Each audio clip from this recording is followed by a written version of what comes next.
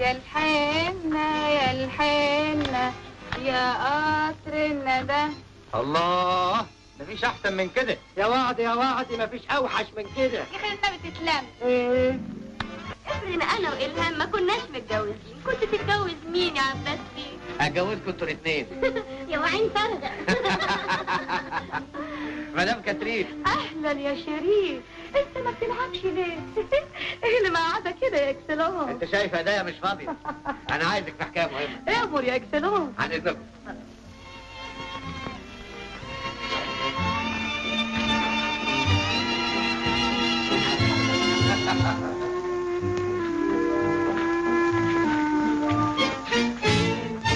اتفضلي.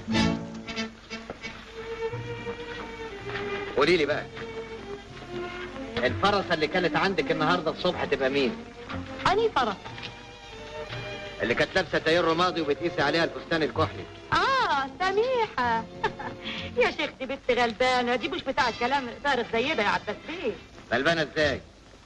امها ميته ومرات ابوها معذبها قوي. انا نصير الغلابه. اسمعي، انت جامده ولا فيش حاجه تقف قدامك ابدا.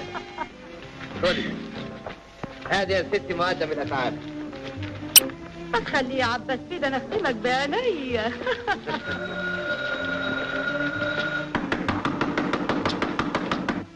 الحقوا يا جماعه، لموا الفيش في الورق بسرعه. عبده غطي الترابيزه يا عبده. الهان ابعدي.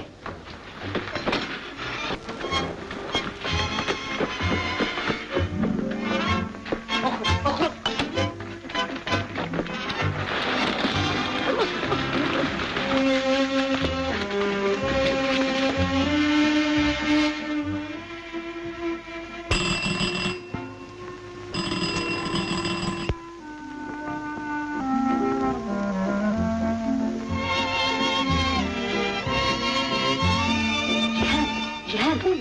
جوزك.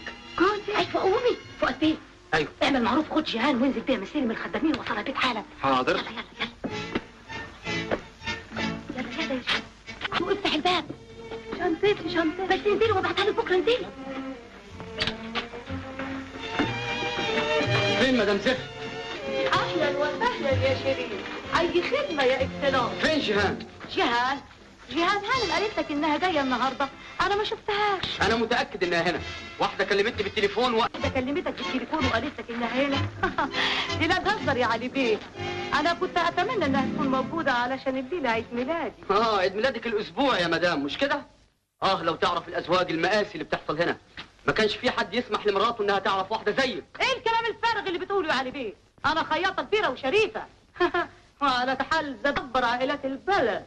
اما دي قله ادب صحيح. انت بتشك بشرفنا ولا ايه؟ لا استغفر الله العفو. انت لو كنت راجل كنت عرفت ارد عليكي، لكن يظهر ان ما فيش رجاله هنا. ما فيش رجاله؟ لا لا لا لا لا، اسحبها من فضلك، نحن هنا. وريله اننا رجاله يا عباس بيه. انت ما حدش مالي عينك هنا ولا ايه؟ ها؟ لا ما فيش رجاله. بونجور يا سمسمه. ازيك يا شيرين؟ انا عايزاكي تفوتي عليا الساعه 11. طيب انا جايه حالا. بتكلمي مين يا بنت؟ دي مدام كاترين الخياطه يا طن. هو انت مالكيش صنعه غير الخياطه؟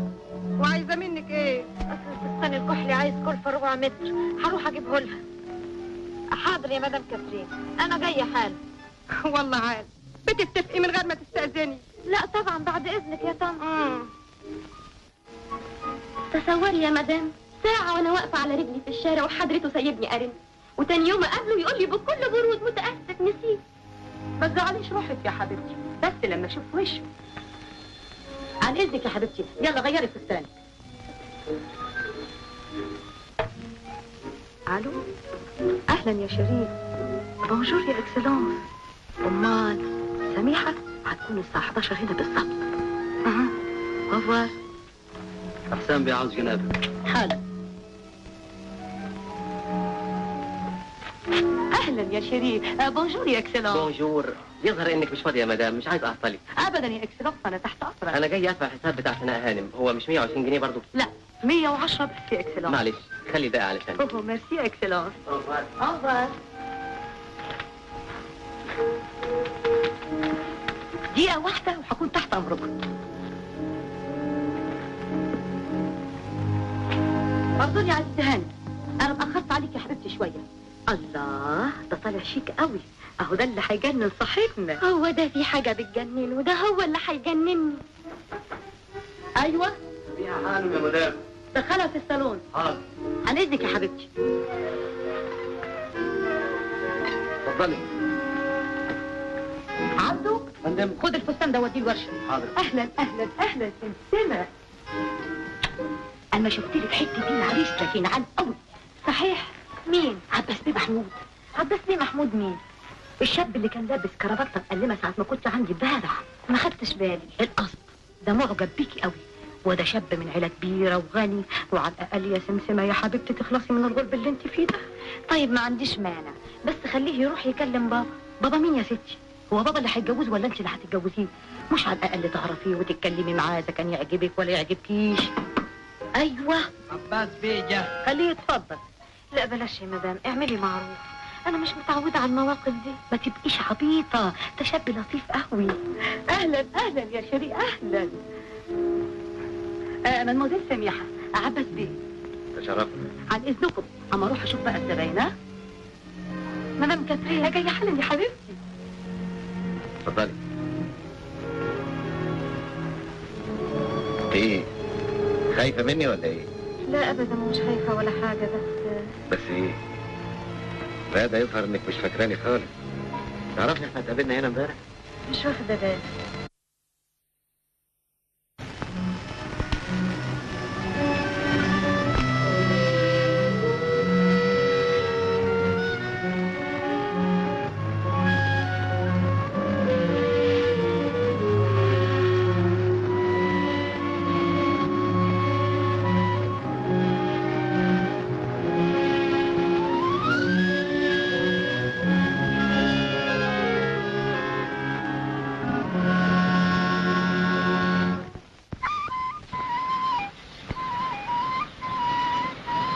أنا أسعد مخلوقة يا عباس، كانت حياتي جحيم قبل ما أعرفك.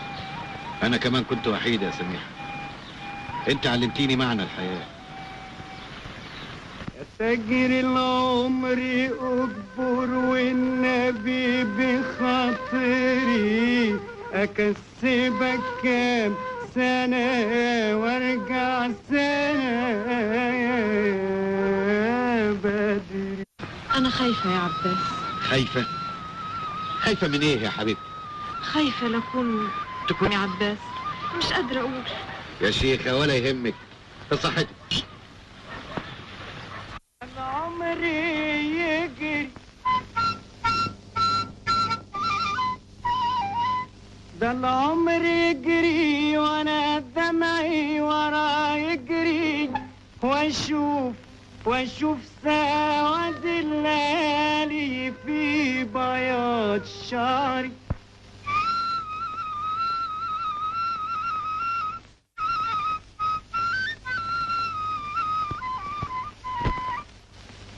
ايام شبابي فاتتني تعيش انت، اديني يوم مش شباب واديك بقيت عمري. يا ليل يا ليل يا ليل يا عيني يا عيني. أنا شربت كتير، أنا مش متعودة على الشرب. اشربي اشربي.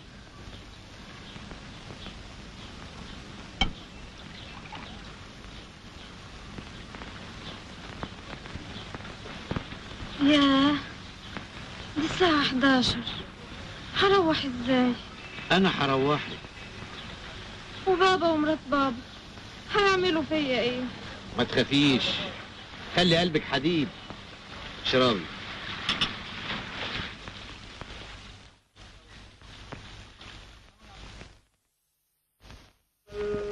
الساعة 11 ونص. والله عاد دايرة على حل شعرها وحضرتك قاعد مبسوط 24 قراص. انا بستغرب، دي عمرها ما عملتها. انا خايف لا يكون حصل لها حادثة ولا حاجة. لازم هي.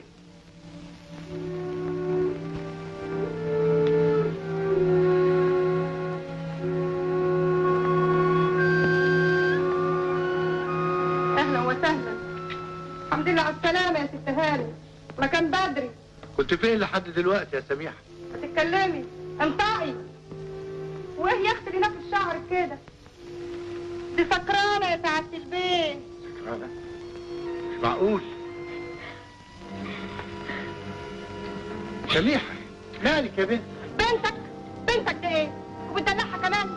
بنت وسكرانة وجاية نص الليل وكمان بتدلعها؟ اسمع، البنت دي لازم تنطرد حالا من البيت.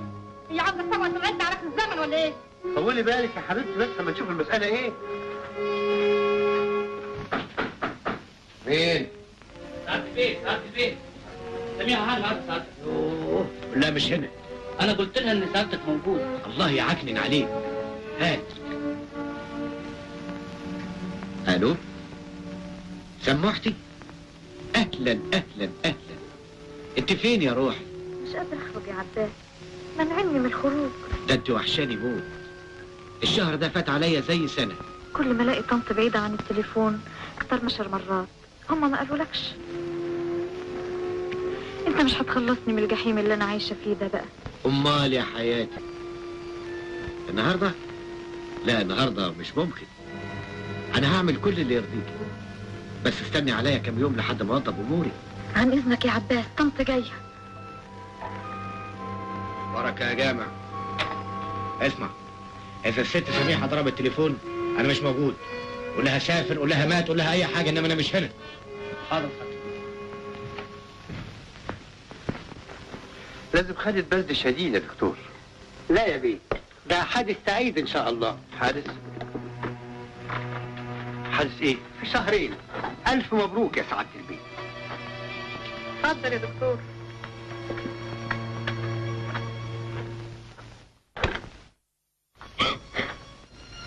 انا مش عارف مين اللي مسؤول عن المأساة دي. انا اللي كنت من كتر حبي ليكي بسمح لك انك تخرجي في اي وقت وانا واثق فيكي ثقة عامية، ولا انت اللي اثبتي انك ما انتش اهل للثقة وانك بنت فاسدة طيشة معدومة الضمير. المسؤول مش انت ولا انا يا بابا.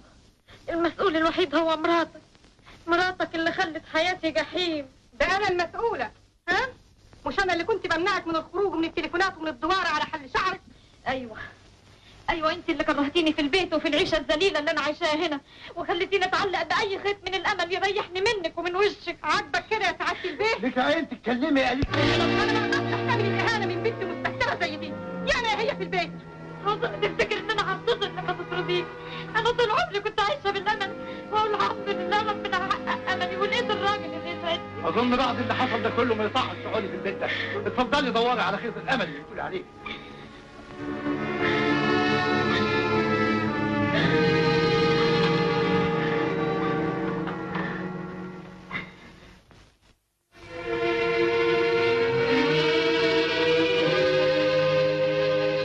صباح الخير يا عم جابر. صباح القشطة. البيت جوه؟ لا ما جواش. الله، لكن العربية على الباب. اصل ما شفتوش واصل. ان قلت لك جوه ابقى كذاب، وان قلت لك ما جواش ابقى كذاب برضه. اما اطلع شوفولي. كتر خيرك يا عم جابر.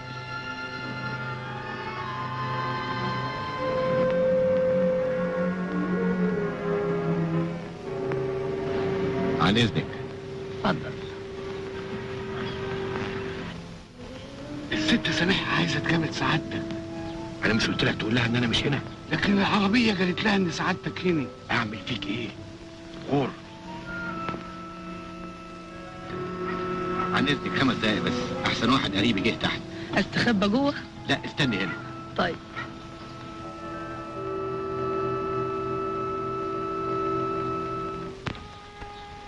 اهلا سموحتي. تعرفي انا كنت خارج دلوقتي حالا. رايح فين؟ فوق. لا قصدي المحكمة عشان عندي قضية مهمة. لكن ده انا كنت عايزاك في مسألة خطيرة جدا. خليها بعد الظهر احسن. مش ممكن يا عباس. اتفضلي. مش نقعد فوق احسن؟ لا فوق بيمسحوا. اتفضلي هنا. ايوه يا ستي اتفضلي. عندي خبر كويس قوي. ايه بقى الخبر الكويس ده؟ حظ. قولي عليه انت. هتجوز النهارده. كده؟ الف مبروك. وفي خبر تاني احسن من الاولاني. ايه بقى الخبر الثاني ده؟ بعد 7 اشهر هتكون اب. اب؟ انا ولا جوزي؟ اسمع يا عباس، خلينا نتكلم جد. بابا ومرات بابا عرفوا كل حاجة وطردوني من البيت. طردوكي؟ ايوه، بقيت وحيدة في الدنيا، ماليش حد غيرك. جيت لك على طول. بس انت جيتي في وقت مش مناسب. ازاي؟ قصدك ايه؟ بقى يعني بصراحة انا احوالي اليومين دول مضطربة جدا. انا مش هكلفك حاجة، اكل عيش وملح، لقمة حاف، بس اعيش معاك. لا المسألة مش مسألة مادية. قصدك ايه؟ قصدي يعني هو في الواقع انا كنت مخبي عليكي. قبل ما اعرفك انا كنت خاطب بنت عمي. احنا نحن هنا. انا نسيت اعرفكم ببعض. المدموزيل فيفي. هي دي بنت عمك؟ لا دي الممثلة المشهورة. اصلا انا ناوي اعمل فيلم. بس لو كان الفيلم درامي انا ما انفعش فيه. خد الهاني، اصل منظرها مؤثر شويه. يظهر انا كنت فاهماك غلط يا عباس. انا كنت فاكراك راجل، لكن للاسف لقيتك مجرد من الرجوله. فين الوعود الطويله؟ فين الكلام المعسول؟ انت فاهم يعني ان انا هسمع المحاضرات بتاعتك دي؟ انا عندي قضيه مهمه. دلوقتي ما بقتش فاضيلي. طيب يا عباس بيه، انا ماشيه، مش هكبر عليك صفو حياتك ابدا. هدفع الثمن لوحدي، لكن ربنا مش هيسامحك، هيعذبك للابد.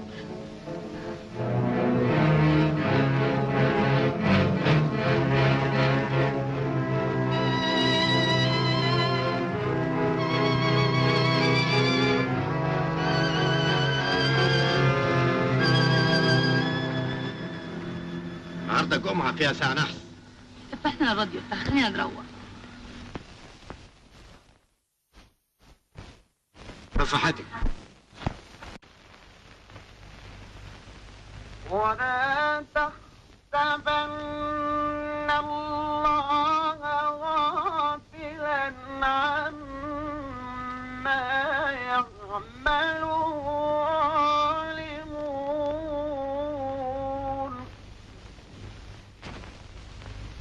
إنما يؤخرهم ليوم تشخص فيه الأبصار.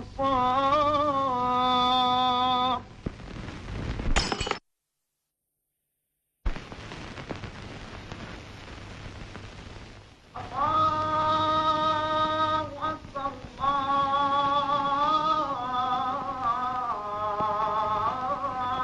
الله أكبر. لا إله إلا الله.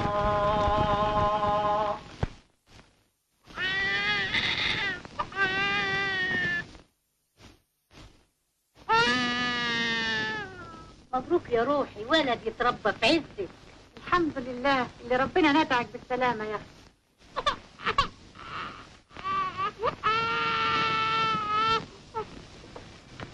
قروا فرقاش.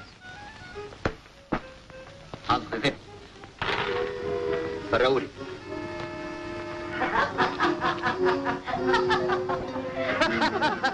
مدام كاترين، أبدا انا عايز 100 جنيه لحد بكره. أنا متأسفة ما عنديش فلوس يا عباس بيه. عملي معروف، ممكن اعوض. أنت بقالك شهرين ما بتدفعش حاجة يا عباس بيه، والحساب تقل قوي يا إكسلون. اكتب لك شيك. شيك؟ شيكاتك ما بتنصرفش اليومين دول يا إكسلون. احنا هنفضل قاعدين كده؟ انت مش هتكمل يا عباس بيه؟ لحظه من فضلكم. ايه رايك؟ آسفة يا عباس بيه، ما أقدرش. طيب ده باين عليه مش راجع. فرق. عباس بيه بقت سمعته المالية زي الزفت، لا بيبطل سلف ولا بيسدد اللي عليه. أنا بلغني إنه باع عربيته. انتوا ما قدرتوش يا جماعه، مش عزبة عباس بيه نزعوا ملكيتها امبارح. ولا سددش نص ديونه. إن أصله ما كانش عايش على قد. اعتبروه خرج من المجتمع وذهب مع الريح.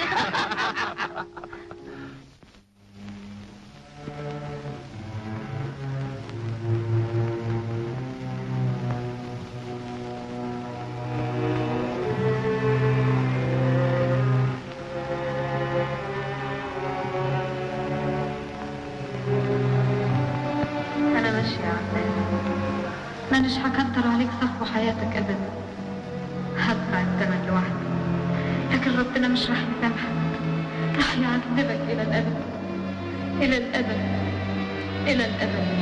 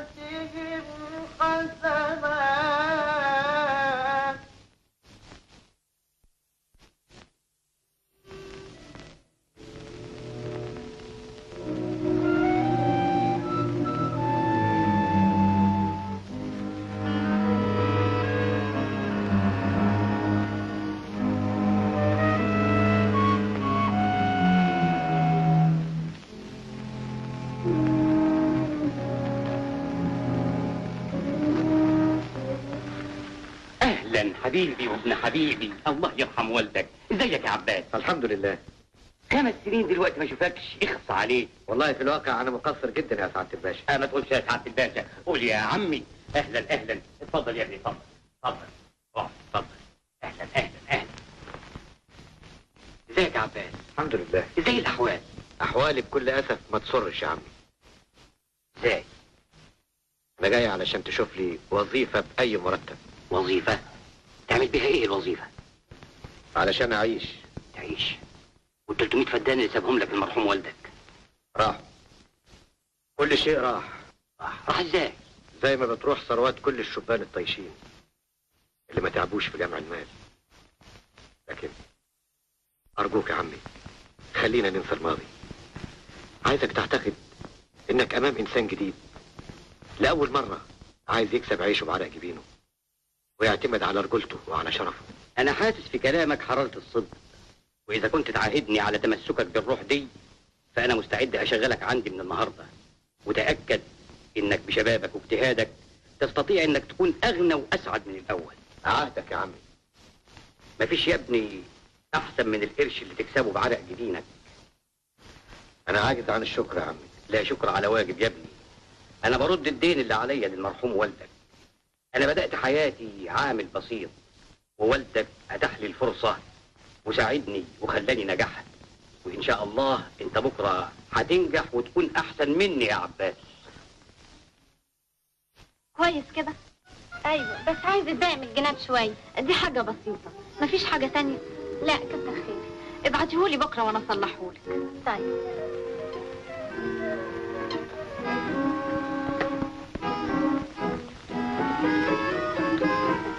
ميرسي يا فندم.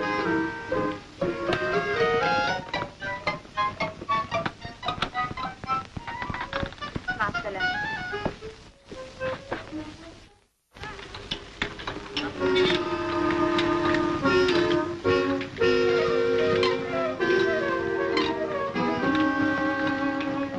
اهلا وسهلا سعاده الباشا. السلام عليكم. السلام ورحمه الله.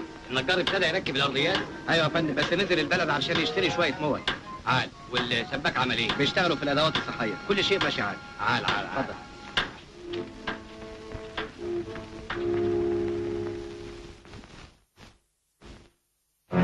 البيت ده عاوز يقابل حضرتك يا فندم.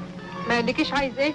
هو سأل على سعادة البيت، ولما قلت له انه توفى طلب يقابل حضرتك. قولوا له اتفضل. حاضر.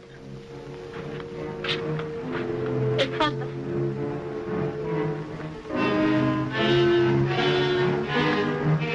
صباح الخير يا هانم. صباح الخير يا بيه، اتفضل. شكرا. انا جاي لحضرتك في مساله دقيقه شويه. خير ان شاء الله. عايز كل الشرف اني اطلب ايد بنتكم سميحه هانم. احنا ملناش بنت اسمها سميحه. انا عارف يا هانم كل ظروف المساله، ويوسفني اقول لك اني انا كنت السبب المباشر في كل اللي حصل، انما ظروفي كانت مضطربه. دلوقتي جه الظرف المناسب علشان اصلح غلطتي. اتاخرت قوي، احنا قطعنا كل علاقه بسميحه من السنه اللي فاتت. انا متاسف قوي يا استاذ هانم، انا ما كنتش عايز ازعجكم. انا بقالي شهور طويله دورت عليها في كل حته، ما خليتش حته ما سالتش عنها فيها، لكن بكل اسف ما وجدتهاش. في النهايه قلت اجي اسالكم يمكن تعرفوا حاجه عنها. احنا لا نعرف حاجه عنها ولا احنا عايزين نعرف حاجه عنها. احنا اعتبرناها ماتت، وكفايه لان ابوها مات بسببها. انا متشكر قوي يا استاذ هانم. عن اذنك. على السلامه. الله يسلمك.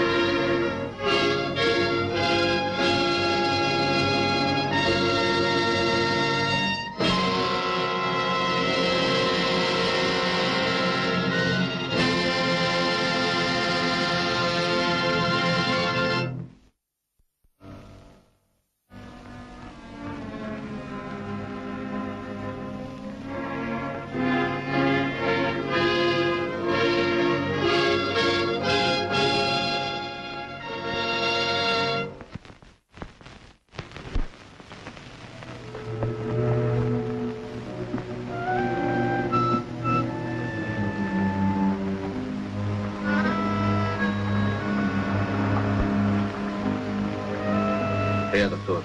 احنا عملنا كل اللي علينا. يعني مش تشوف ان احنا نعمل كونسلتور؟ لازم نكون عمليين يا عباس بيه. اذا انتهى الاجل مفيش مفر، ده حكم السن. عباس. ايوه يا عم.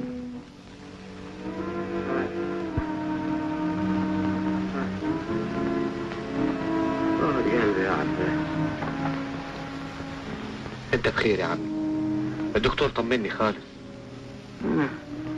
انا عشت كفايه يا عباس، وكل واحد في الدنيا بياخد دوره، وانا دوري انتهى يا عباس. لا بعد الشر عليك يا عمي. ده يا ابني مصير كل حي، وانا عايز اقول لك كلمتين قبل ما اموت يا عباس. انا يا ابني شايف ان الثروه بتاعتي تضاعفت في مده ال6 سنين اللي انا راقدهم عيان، وده كله بمجهودك وامانتك يا عباس. انت كمان صاحب الفضل يا عمي. العفو يا ابني. انا لو كان ليا ابن ما كانش يكون احن عليا منك، وعشان كده انا كتبت كل شيء امتلكه باسمك وسجلته في المحكمة. عمي يا ابني، ما جزاء الإحسان إلا الإحسان. ربنا يا ابني يمتعك بالصحة والسعادة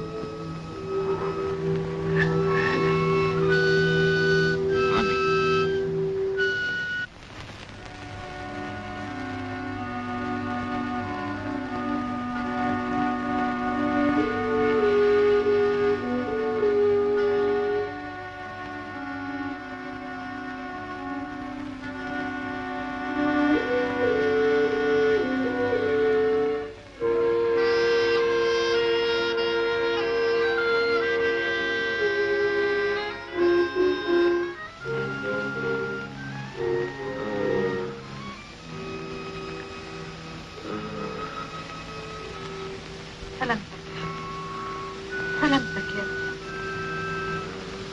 ألف بعد الشر عليك.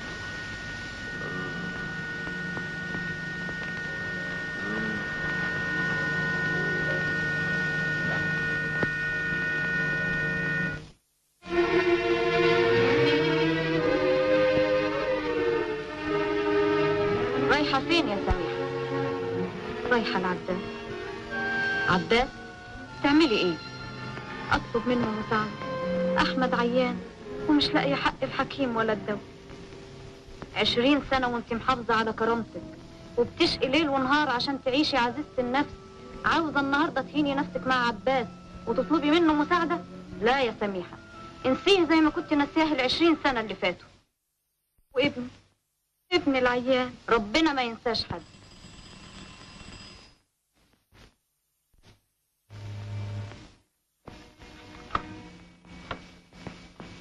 سعيدة يا تيتا. سعيدة يا بنتي. ازاي يا احمد دلوقتي؟ الحمد لله يا بنتي زي ما هو.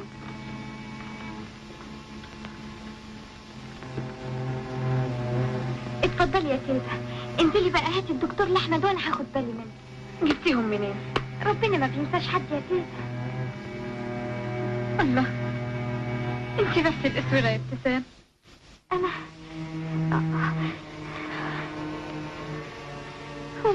هو في تكليف يا تيتا. اتفضلي بقى هاتي الدكتور. ربنا يخليكي ليا يا بنتي.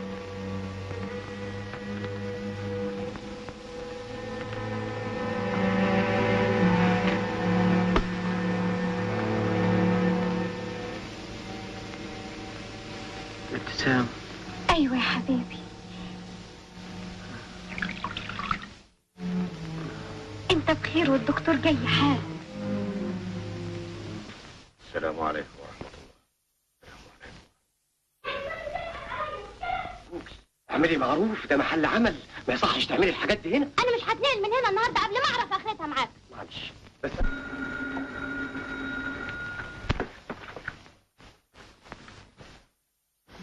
يا فندم، ايه الدوشة اللي بره دي يا امين؟ لا مفيش حاجة سعادة البيه. يا سعادة البيه انقذ نعمل معروف. في ايه يا بنتي؟ امين كان معشمني بالجواز ودلوقتي عاوز يتخلى عني، وانا بنت يتيمه ومسكينه، اعمل ايه؟ هدي اعصابك يا بنتي، ما تعيطيش. اتفضلي استريحي في الاوضه الثانيه، انا هساوي المساله بنفسي. اقعد يا امين، بقول لك اقعد.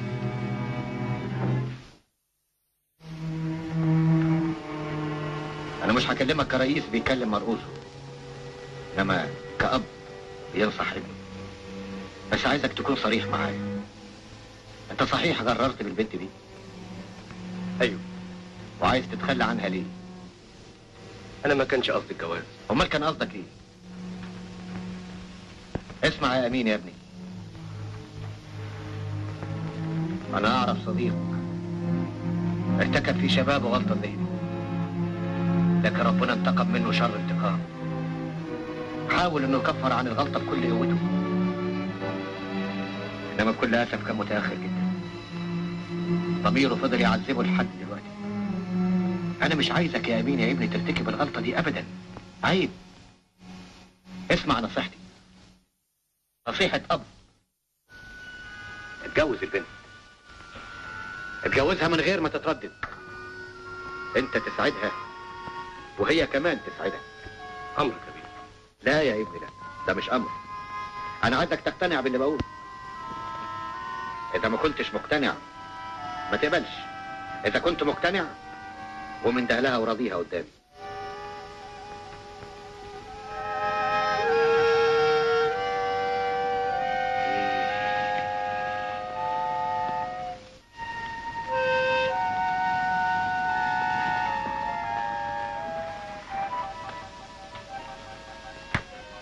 مبسوطة؟ ربنا يطول عمرك. وادي هدية الجواز. كتر خيرك. ربنا ما يحرمناش من عطفك يا بيه. بس ما تنسوش بقى تعزمونا على الفرح، ها؟ مبروك ومع السلامة. الله يبارك فيك يا سعد.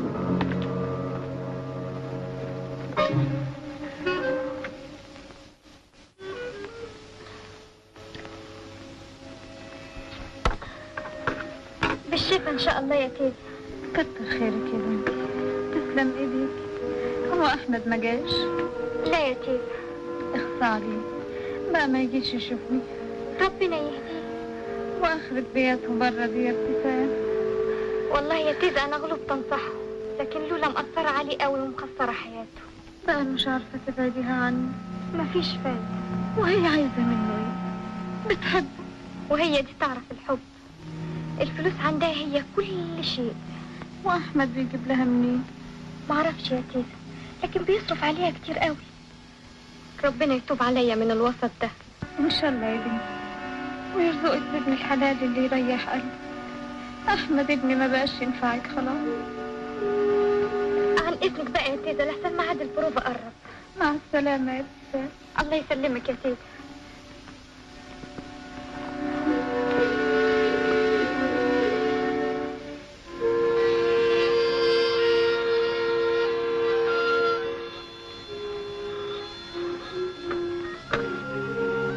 الو. ايوه يا فندم. هنا مستشفى الهلال الاحمر يا فندم. مستشفى الهلال الاحمر؟ ايوه يا بيه، عندنا واحده ست في النزعه الاخيره عايزه تشوف سعادتك. واحده ست عايزه تشوفني انا؟ ايوه يا فندم. ايوه بس انا ماليش اي صله باي ست. سعادتك عباس بيه محمود. ايوه يا فندم انا. ارجوك يا بيه احترم رغبه واحده ست بتموت. طيب انا جاي حالا.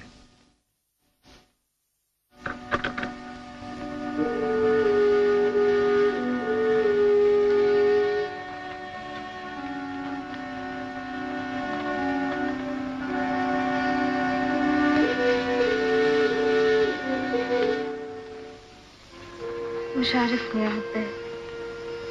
سميحة، انت كنت فين العمر ده كله؟ ما تكلمنيش عن الماضي، انساه. انا نسيته. عاوزة اقول لك كلمة واحدة قبل ما اموت. ألف بعد الشر عليك. انا مش بطلب منك حاجة لنفسي، لكن اوصيك على ابننا. ابننا؟ هو فيه؟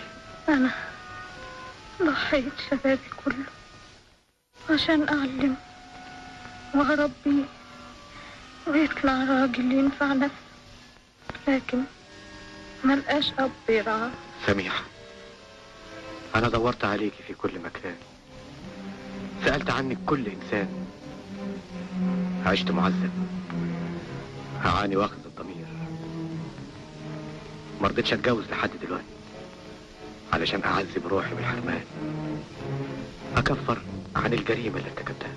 انا فضلت ان اسيبك تتمتع بحياتك ووهبت حياتي لابننا احمد، لكن مع الاسف دخلت في حياته بنت ارتست بتشتغل في كازينو الليل.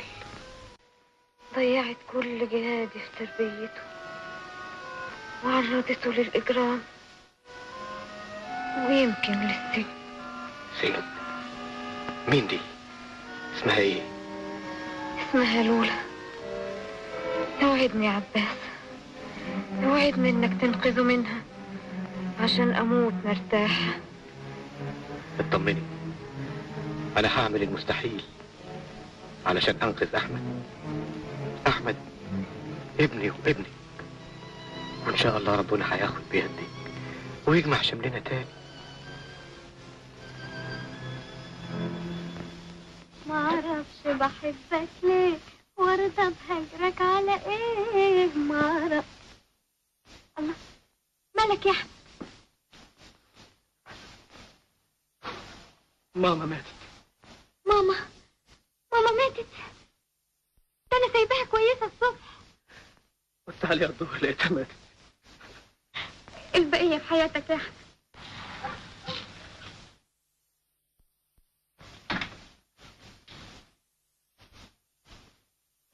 قول لي من فضلك. نعم. هنا شقة الست سميحة؟ ايوه، الله يرحمها. وابنها احمد موجود؟ والله ما شفتوش. هي ساكنة فاني شقة؟ تاني دور، شقة نمرة 3 قدام شقة الست الارتست. ممكن حضرتك تقابلها وتسألها، هي اللي تعرف كل اخباره. متشكر. انا عارف علاقتك بيه كويس، مفيش لزوم لللف والدوران. لف ودوران ايه يا بيه؟ ايه المناسبة؟ اسمع ما اقول لك، انت صديقته بتستفيدي منه طبعا. انا مستعد اديلك اكتر من اللي بيديهولك هو. حضرتك جاي هنا في بيتي علشان تهني؟ انا فاهمة، انت لازم البوليس جاي تساومني علشان تقبض عليه، لكن تبقى غلطان لو اعتقدت ان في بيني وبينه الصلة اللي انت بتعتقدها. لا انا مش قصدي. هو ده قصدك. صحيح انا ارتست، لكن عايشة بشرفي. اضطريت اشتغل علشان اربي اخواتي اليتامى اللي مالهمش حد الا ربنا وانا. انت عصبية قوي يا ست لولا. بقى حضرتك فاكرني لولا؟ لا يا فندم، انت غلطان، انا ابتسام مش لولا. غريبة، انت مش بتشتغلي في كازينو الليل؟ ايوه، لكن مانيش لولا، انا حاجة وهي حاجة تانية. انا متأسف قوي. واحمد له علاقة بلولا؟ يجوز، تقدر تسألها هي. انت مش واثقة مني ليه؟ قلتلك انا مش من رجال البوليس. ما يهمنيش اذا كنت او ما كنتش. حضرتك عندك اسئلة تانية؟ لا متشكر.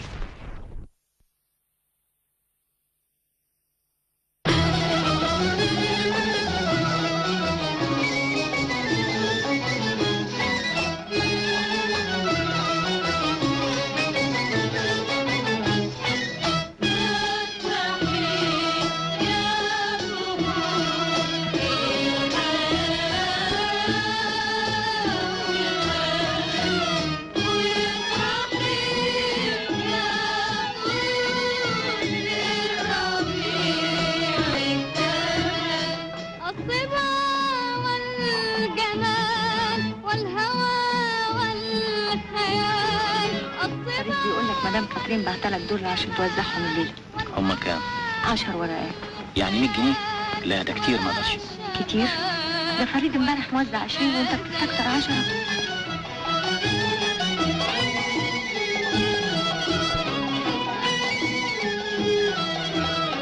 قول لأهل الهواء الزهور فتحت للنسيم العليل واجتمعنا سوا والطيور سبحت للربيع الجميل. تخرج من هنا. الجرايد النهارده كتبت خبر عن ظهور ورقه مزيفه ب10 جنيه. ده معناه ان مدام كاترين هتكرهك. هتعيش ازاي؟ دور لك بقى على واحده على قدك. أمرك يا ستي. والشباب والغزل فتحي يا ظهور للحياة والأمل وافرحي يا ظهور ربيع الأمل. نونا انقذيني يا غالبة. انقذك؟ تعيدني اودي نفسي في داهيه عشان خاطرك؟ نونا نونا نونا. اللي بتهاديك بظهرها يعني بتقول لك احبك، وان لقيت الزهرة صفرا يعني من غير تبعاتك، واللي تديك زهرة حمرا واللي تديك زهرة حمرا يعني بتقول لك يا قلبك قلبي يتلوع بنظرة امتى يتمتع بقربك. الصبا والجمال والهوى والخيال، الصبا والجمال والهوى والخيال والشباب والغزل فتحي يا ظهور الحياة والأمل وافرحي يا ظهور الربيع الأمل.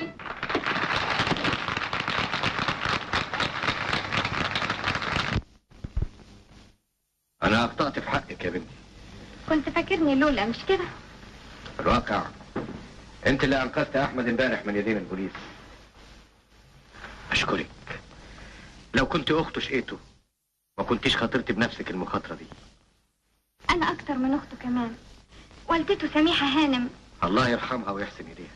كانت زي امي تمام وعمري ما انسى جمايلها. دلوقتي احب اوضح لك موقفي من احمد. انا كنت صديق والده. سميحه هانم قبل ما تموت وصتني عليه. احمد ما يعرفنيش واحسن انه ما يعرفنيش. عاونيني، عايزين نتعاون من وراء الستار علشان ننقذ احمد من الافعى الخطره اللي اسمها لولا. انا مستعده اساعدك من كل قلبي لاني بعتبر نفسي مسؤوله عن الحاله اللي وصل لها احمد. انت مسؤوله؟ ازاي؟ بابا كان موظف ما كانش عنده غير ماهيته، ولما مات أصبحت مسؤولة عن نفسي وعن أخواتي الصغيرين. دورت على عمل ما لقيتش غير ذئاب.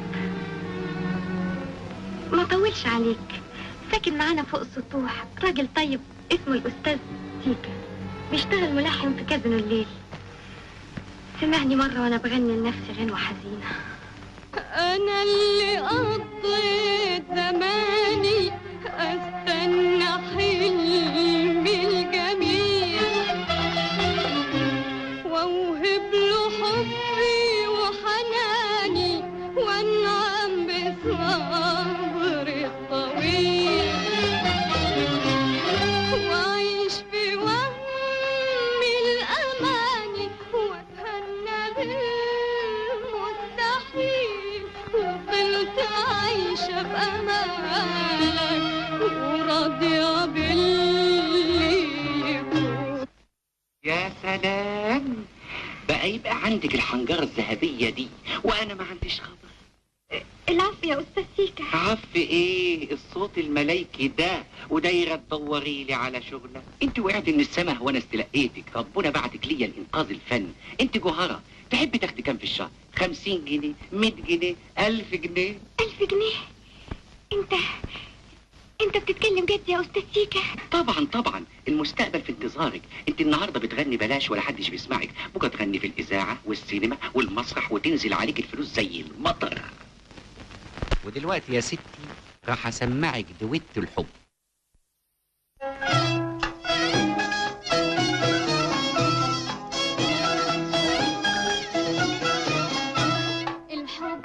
الحب يا ناس بالحب. الحب الحب كان مالنا ومال الحب. الحب ده خيبة تقيلة وحنان وأونطة ونيلة. الحب ده خيبة تقيلة وحنان وأونطة ونيلة. عفريت يلبسنا بحيلة ويولع قلبي بتيلة ونطب في الحب. الحب الحب الحب الحب الحب يا ناس بالحب. الحب الحب كان مالنا ومال الحب. الحب يا حسرة عديك وعلى غفلة عمري جيك. الحب يا حسرة عديك وعلى غفلة عمري جيك. مزازيكم نار تكاتيكم بتخليكم في رجيكم الحب من الحب. الحب الحب الحب الحب الحب يا ناس من الحب. الحب الحب كملنا ومال الحب. ايه رأيك بقى؟ مش زي ما قلت لك تمام؟ الكلام ده تأليف مين؟ طبعا تأليفي انا وتلحيني انا. الكلام زفت والتلحين قطران. ميرسي يا مدام. ها بتقولي ايه؟ انت تسكت. حاضر. معدن صوتك كويس جدا. انا هديكي في الشهر 30 جنيه. انا ايوه صحيح والنبي. انا متشكرة جدا يا مدام. وانا متشكر جدا، متشكر خالص، متشكر قوي. ومن يومها وانا بشتغل في الكازينو ده. وما لقيتيش شغلة تانية غير دي؟ كان ورايا مصاريف كتير، اخواتي واحمد. احمد؟ ايوه احمد. كانوا هيرفضوا من الحقوق عشان المصاريف، وكانت تيزة سميحة بتشتغل ليل ونهار. بتشتغل ايه؟ خياطة، لكن ما قدرتش على مصاريف الجامعة. كنت بتحبيه؟ كان هو كل شيء في حياتي. كنا دايما نتكلم عن أحلامنا وأملنا ومستقبلنا. وبعدين؟ لما اشتغلت في كازينو الليل عرض عليا انه يوصلني كل يوم، ولما خلص نمرتي يرجع معايا علشان يحافظ عليا. رحنا الكازينو في أول يوم.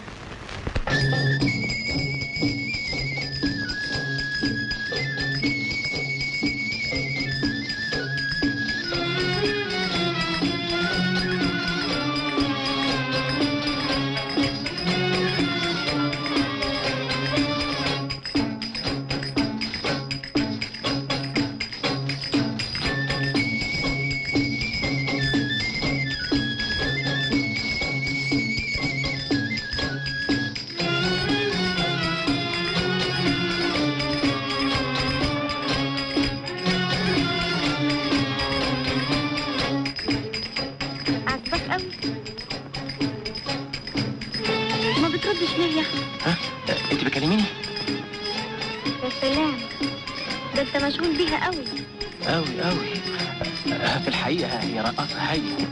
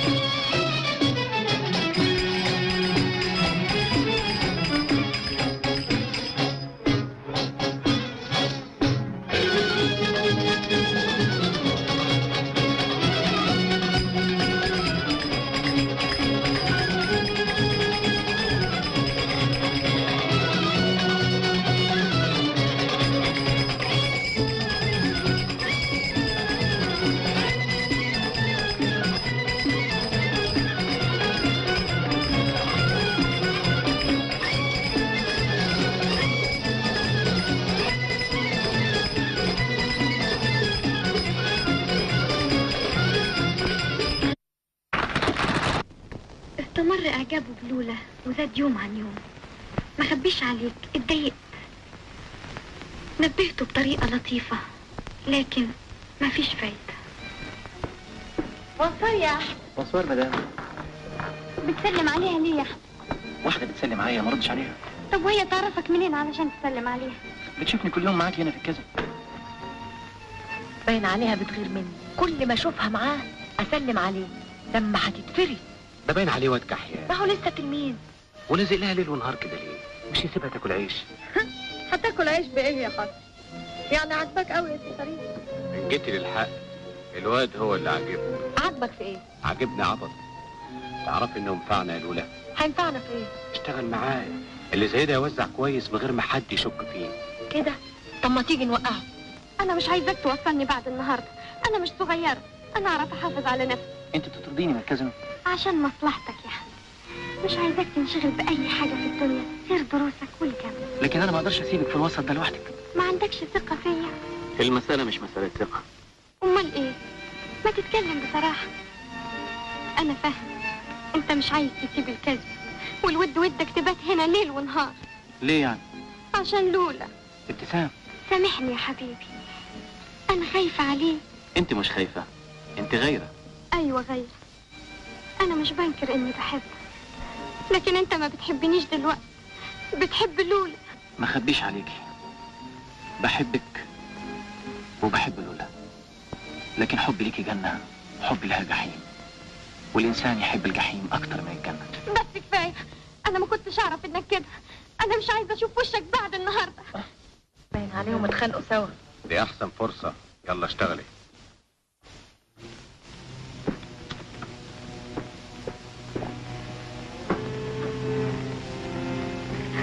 نصبت شباكها حواليه، وقع زي العصفور البريء وما قدرتش أخلصه.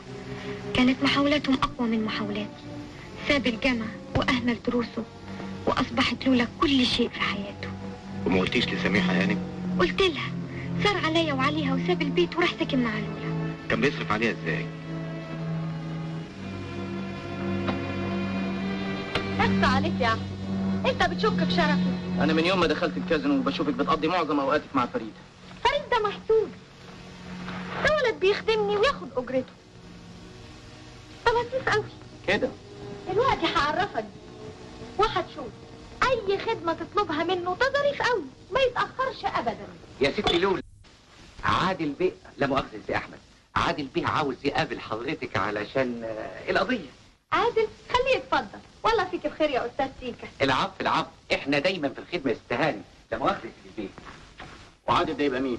ده جنتيه قوي، دلوقتي تشوف. بونسوار لولو. بونسوار عدولة. كل سنة وانت طيبة. الله، اما ذوقك يجنن يا عادل، ميرسي. استاهل بوسة بقى؟ لا مؤاخذة، نسيت اعرفك، الاستاذ احمد عبد الله. انا احمد ده قليل الادب قوي، ده ما يصحش يتوجد في مجتمعات راقية ابدا. تعرفيه منين ده؟ راجل غلبان بعطف عليه. بتحبيه؟ بحبه، راجل خدوم بيخدمني وياخد اجرته. مساء الخير. أهلا، اتفضل. متشكر. انا حاسس انك بتكرهني. ما تأخذنيش، كان في سوء تفاهم. وزال؟ أيوة، وعرفت الحقيقة. الحمد لله. تشرب كاس ويسكي؟ ما عنديش مانع. واحد ويسكي. باين عليك متضايق. في حاجة؟ فريد، أنا بحب لولا. ما أنا عارف، ولولا تتحب، لكن المعجبين بيها كتير. مش عارف أعمل إيه. لازم تعرف إن بنت زي لولا عاوزة مصاريف كتير، وحاجة من الاتنين، يا تصرف عليها يا تسيبها. وأجيب منين بس؟ اشتغل. يعني اشتغل ب7 8 جنيه، ما يجوش تمن جزمة لولا. وإن جبت لك شغلة تكسب منها 200 300 جنيه في الشهر. أنت بتقول إيه؟ بتكلم جد. تقبلها؟ أقبلها؟ أنا قابل، حتى لو تكون آخرتها السجن. حلو. فريد عرفه بواحدة اسمها مدام كاترين، بتدعي إنها خياطة، لكن هي في الحقيقة زعيمة عصابة لتزييف الورقة أم 10 جنيه اللي شفتها امبارح. بتقول اسمها مدام كاترين؟ أيوه. ساكنة فين دي؟ في المعادي. المعادي؟ تكة كانت في الزمالك، لكن مش بعيدة. أنت تعرفها؟ لا، كملي وبعدين. اشترك في توزيع الورق المزيف، وكان كل ما يوزع مبلغ ياخد نصيبه النص بالنص ويديه للولا. حماد، انت لسه زعلان مني؟ ده انت قلبك قاسي قوي. أنا إيه قاسي؟ لكن أنت ما عندكيش قلب بالمرة. أنا ضحيت بكل شيء عشان خاطرك. سبت الجامعة وسبت أمي وكل فلوسي بديها لك، وبرضه أنت زي ما أنت. خليك عاقل يا احمد، انت اديتني كام الشهر ده؟ 250 جنيه. وتفتكر دول يكفوا مصاريفي؟ طب ده الفرير اللي اداهولي الدكتور شاكر امبارح ب 350 جنيه. مش ضروري تلبسي فرير. يعني امشي عريانه في البرد ده؟ اهون عليك يا احمد.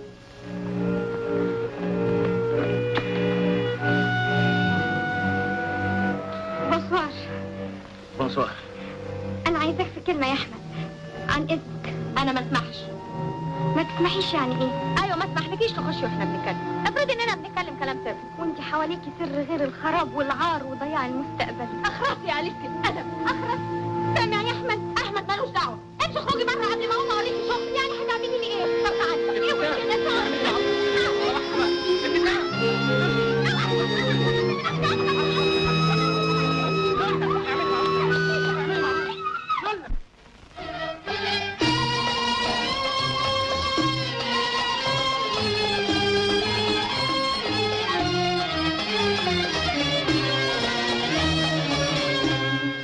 بغير عليك من خيالك ومن سهام العيون. بغير عليك من خيالك ومن سهام العيون. واخاف لزهرة جمالك تدبل في ايد الظنون.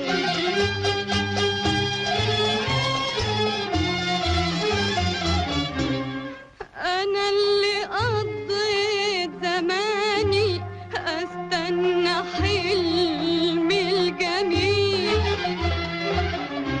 واوهب له حبي وحناني وانعم بالصبر الطويل واعيش في وهم الاماني واتهنى بالمستحيل. وفضلت عايشه بامالك وراضيه باللي يكون.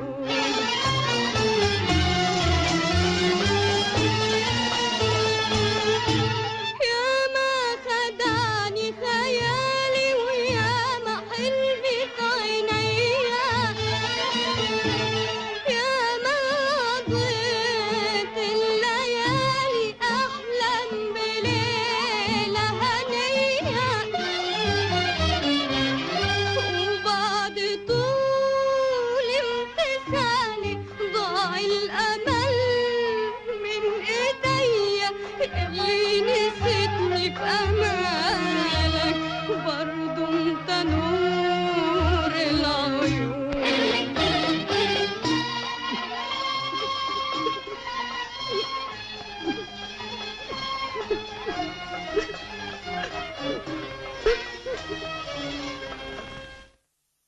وادي قصه حياتي. وراضية عن حياتك دي؟ مضطره ارضى علشان اربي اخواتي. طيب لو لقيتي عمل شريف في جو غير الجو ده تقبليه؟ يا ريت. تشتغلي عندي في الشركة؟ انا بس انا تعليمي بسيط. يمكن حضرتك ما ترضاش عنه. لا أنا هرضى عنه جدا وهعلمك، مالكيش دعوة انت. أنا مضطر أسيبك دلوقتي، إنما بقى يكون في علمك أنت موظفة في الشركة. انا متشكره قوي. المواعيد لازم تكون مظبوطة ها؟ حاضر. وعلشان ما تتوهيش ادي العنوان. انا متشكره قوي قوي. مع السلامه يا سعاده البيه. الله يسلمك. اهلا وسهلا سيدي البيت، نورت العماره. شكر قوي قوي. انا شفت سعادتك عندنا امبارح في الكازينو، ان شاء الله تكون الالحان عجبت سعادتك. حضرة الاستاذ سيكا. لا ده انت راجل عبقري. العب سيدي البيه يسمح ويشرب فنجان قهوه عندي. والله كان بكل سرور، انما انا مشغول شويه. اذا يكون في معلوم سيدي البيه، انا عندي تواشيح وتقاسيم ومواويل وطقاطيف سيكا وحجازكار ونهوان وجميع ما يلزم للافراح والليالي الملاح. والاستاذ سيكا عنده حاجات كتير. طيب في فرصه تانية ان شاء الله. مستعجل ليه؟ على كل حال احنا خدامين ومستعدين وحافظين. متشكر قوي قوي. ما تنسيش ها؟ حاضر. السلام عليكم. عليكم السلام سيدي البيه. عليكم السلام. يلا يا روحي. خشي يا بنتي خشي.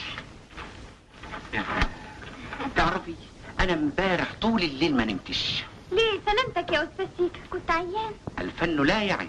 كنت بلحن لك اعظم الحان حياتي. تعال ما اسمعها لك. تعالي اللي على فكره انت عرفت البيه بشخصيتي، لكن انا ما عرفتش مين هو. ده عباس بيه محمود المقاول. وريني. يا سلام، يا ما هو راجل عظيم. الغبي من ساعه ما شفته عندنا في التياترو امبارح انا حسيت انه سميع كويس قوي. لازم جاي يقاولك على حفله، مش كده؟ لا مش حفله، دي مساله اهم من كده، وانا محتاجه لمساعدتك يا استاذ سيكا. عندك مانع؟ يا سلام، غالي والطلب رخيص. احنا بتيجي الساعه. المساله خاصه بانقاذ احمد من لولا. ايوه، دي بنت بطاله قوي، واحمد ده ولد طيب خالص، والله احبه زي ابني. عباس بيه كان صديق والد احمد، ويهمه قوي ان المساله دي تخلص. يعني عايزاني اخلص لك عليها في قد ايه؟ جمعه، يوم، ساعه؟ يا ريت. يا ريت ازاي؟ دي مسألة في ايدنا، بس يمكن تحتاج كده ولا كده. هو عباس بيه ده مش مقاول كبير؟ طبعا.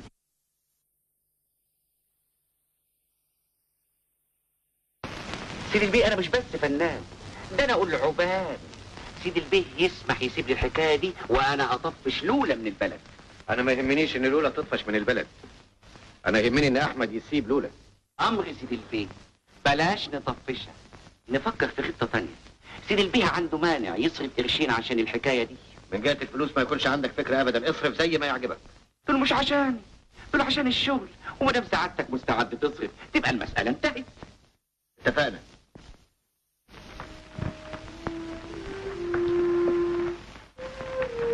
اهلا اهلا يا شريف، فين ايام زمان؟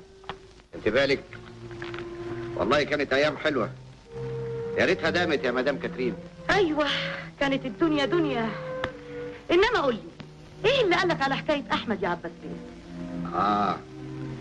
امبارح بالصدفة كنت سهران مع جماعة اصدقائي من البوليس والنيابة، وبعدين جت سيرة الورقة المزيفة ام 10 جنيه. واحد ضابط قال انهم مشتبهين في واحد اسمه احمد عبد الله، بيسهر كتير في كازينو الليل، وشافوه بيجي هنا كتير كمان. يعني مشتبهين فيا؟ لا لا لا سمح الله، الشبهة محصورة في الولد ده، وانا ما انساش العشرة القديمة، علشان كده قلت افوت عليكي واحذرك. الولد ده ما تخلوش يخش هنا ابدا. وانت بتشك فيا يا عباس بيه؟ فيك انت؟ استغفر الله، لا، انما بس انا قلبي عليكي، الولد في 60 داهية. فيك الخير يا شريف. يعني باختصار ما وزعتش حاجه. اوزع ازاي بس يا مدام؟ انا مش قلت لك ان البوليس دخل الكازينو وفتشني وكنت هروح في داهيه؟ اسمع، انت مش بتاع شغل، اتفضل بره. انا مش عايز اشوف وشك تاني مره هنا في البيت. بس ارجوك يا مدام تقدر الظروف. من فضلك ما تضيعش وقتي، البيت ده ما احبش تحط رجلك فيه تاني مره، انت فاهم؟ فريد ما احطش رجلي فيه تاني مره بالدرجات دي. طلع على جدي ده بره. حاضر. يا سلام، ايه دي اخر خدمتي ليكي؟ انا اللي كنت كل يوم بوزع لك 100 و200 جنيه واعرض نفسي للسجن اضرب بالشكل ده. يلا يا اخي بلاش غلبة. الله، وانت كمان عليا يا فريد؟ طبعا عشان تاكلها لوحدك. لا بلاش طول لسان، انت لسه عظمك طري. يلا يلا يا اخويا، انا نشوف شغلنا. يلا يا حبيبي، يلا مع السلامة. بركة يا جامع اللي جت منها. أنا من زمان قلت لك يا أحمد سيب الشغلة دي ودور لك على عمل شريف أحسن. اعملي معروف، بلاش النصايح اللي زي نصايح أمي دي. أنا مستعدة أشوف لك وظيفة ب20 جنيه في الشهر. يا سلام، 20 جنيه مرة واحدة؟ أيوه. ده أنا ما يكفينيش أقل من 200 جنيه في الشهر. ما تسيب لولا دي بقى اللي مبوظة عليك عيشتك. احنا مش عاوزين نفتح الموضوع ده تاني. أنا بكلمك علشان مصلحتك يا أحمد. مصلحتي أنا أعرف إزاي أحافظ عليها كويس. أنا عارف إن فريد هو اللي سلط مدام كاترين عشان يستفرد بالمكسب، لكن أنا هعرف إزاي أخليها ترجعني غصب عنها. ياه، الساعة بقت 8:30، أنا همشي بقى يا أحمد لحسن ميعاد الشغل جاي. طب روحي أنت وأنا هحضرك.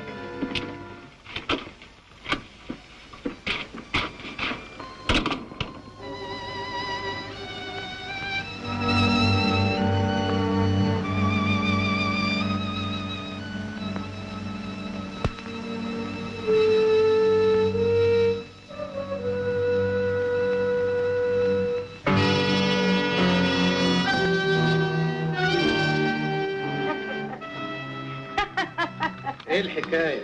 ما تضحكينا وياك. صاحبك عايز يموت. احمد جيت ليه؟ وده يقدر يموت فرخة؟ كاتب ايه يا ستي؟ خد اقرا يا سيدي. وريني. الله، ده بلافرنجي. لا يا ستي ده ماليش فيه. بيقول ايه بقى بسلامته؟ بيشتم فيك شويه ده من حرقته. وبيقول عليك انك حرامي وبتستخفني. اصله بيغير مني عشان انت بتفضليني عليه. وايه كمان؟ وبيقول لك كنتش هرجعه يقتلني. كلام عيال ولا يهمك. لا لا لا، ده ينفعنا. ينفعنا؟ ينفعنا في ايه يا فريد؟ ينفعنا في ايه؟ ينفعنا في وقت زنقه. ده لعب بديله كده ولا كده وبلغ البوليس، نلفق له حكايه ونوديه في داهيه على طول. يا ابن ايه؟ انت ما فيش منك.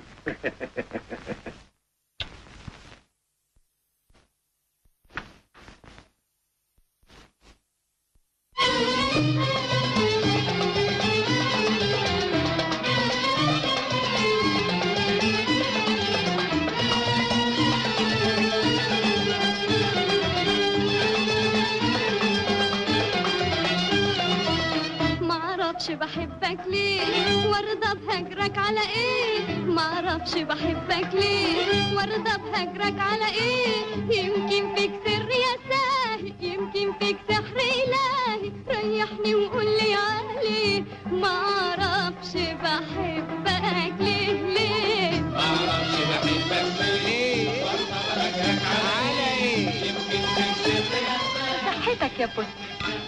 وصحتك يا روحي.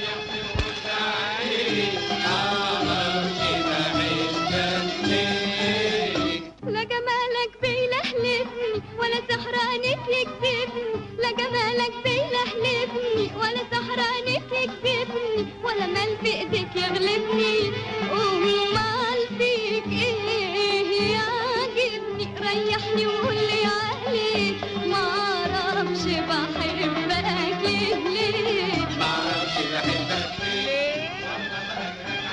اما شكلها جميل قوي. انا مش عارفه اشكرك ازاي على الهديه الجميله دي. انا اللي اشكرك انك جبتيها. معرفش بحبك ليه. لو كنت بحب محاسنك كنت اقدر ابعد عنك، لو كنت بحب محاسنك كنت اقدر ابعد عنك واروح للاجمل منك، لكن فيك شيء غير حزنك، ريحني وقولي عليه، معرفش بحبك ليه معرفش بحبك ليه. تعرفي على ايه؟ الالماس غاير من جمال ايدك. ميرسي. عن اذنك يا بوسي، هعمل نمرتي وارجع لك تاني. اتفضلي يا روحي. معرفش بحبك ليه.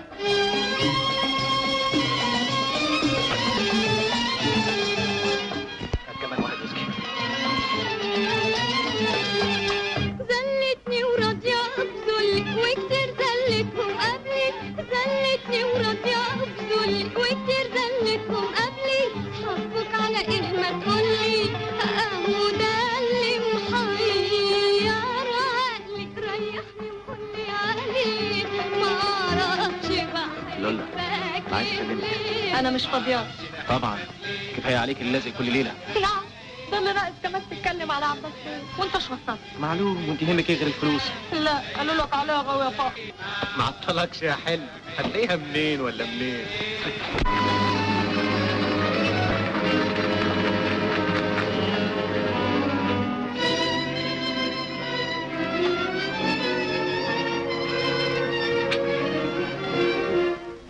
كده يا احمد، معلش انت برضو زي اخويا الصغير، ومهما عملت انا ما ازعلش منك ابدا.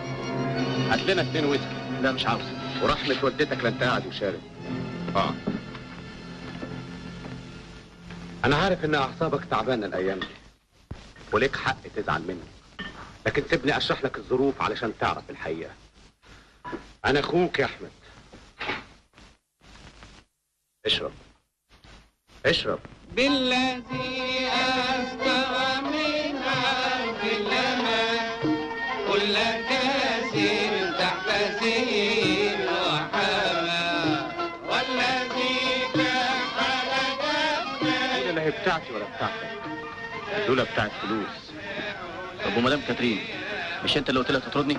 احلف لك بيه بشرف يا احمد انا ما قلت لها حاجه ضدك، انما هي اختنت وبقى عندها فلوس وعاوزه تتخلص مننا.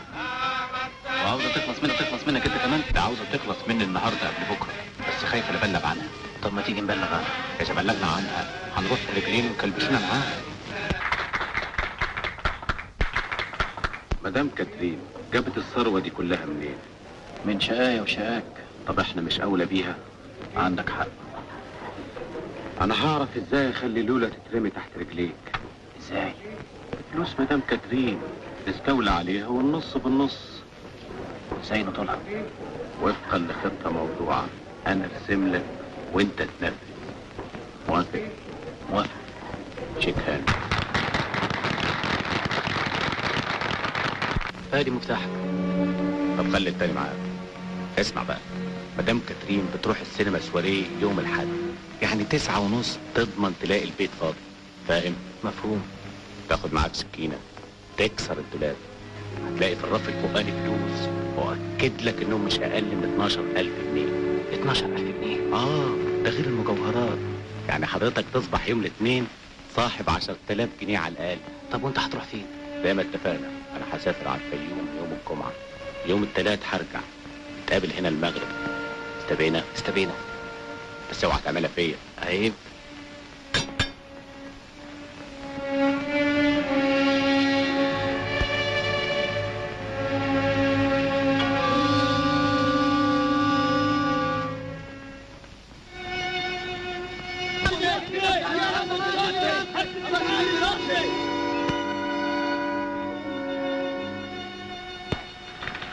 ادخل. ابتسام، احمد ما اتصلش بيكي؟ لا، ده انا كنت جاي اسالك. ولا بسيكة؟ ولا فيك. عجيبة، يكون راح فين؟ اقدر الاقيه فين دلوقتي؟ يمكن عند لولا. هروح اشوفه هناك. يلا.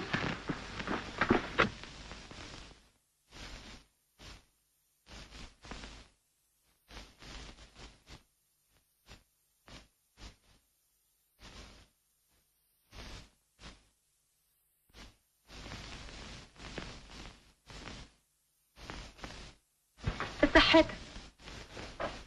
صح. الله، ما بتشربش ليه؟ تعبان شوية. مفيش اخبار عن احمد بعد الحادث؟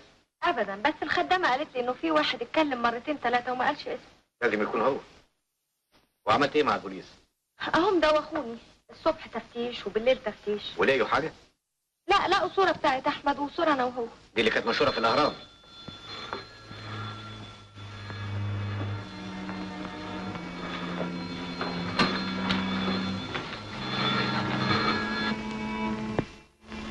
الو. لولا، انا احمد يا لولا. وعاوز ايه؟ اقدر اجي عندك يا لولا؟ يا اخي اعمل معروف، ابعد عني، انت عاوز توديني في داهيه.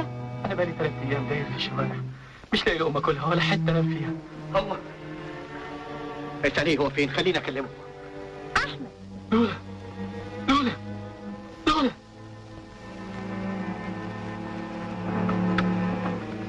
احمد، احمد، قفل السكه.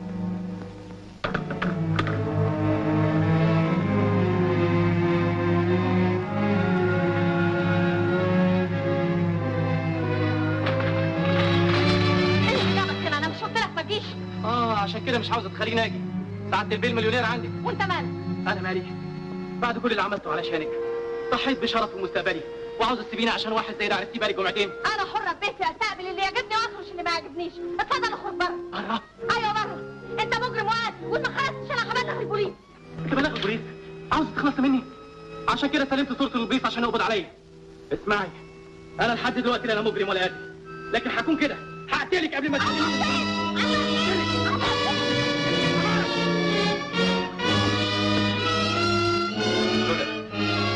بس وانا سايق.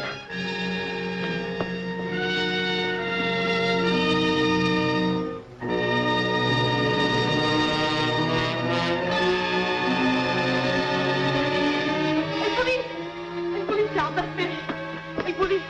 اعمل ايه دلوقتي؟ اسلمه للبوليس؟ اوعي تودي نفسك في داهيه، هيتهموك انك خبيتيه من غير ما تبلغي عنه. القانون ما يرحمش.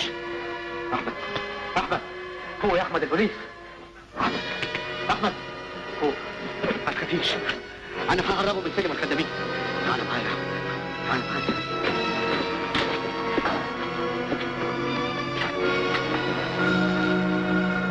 احمد، بقيت كويس بقى. عند الباب، انا هقربه من سلم الخدامين. اوعي تغلطي. لا.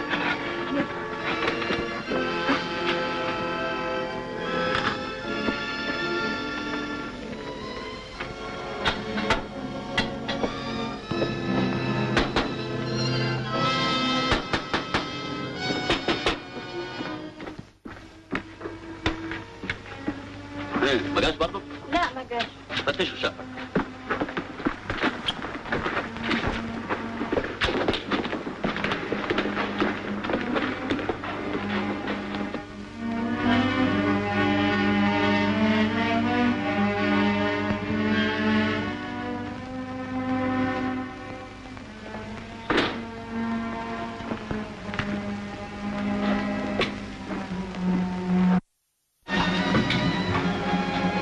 مش قادر افهمك.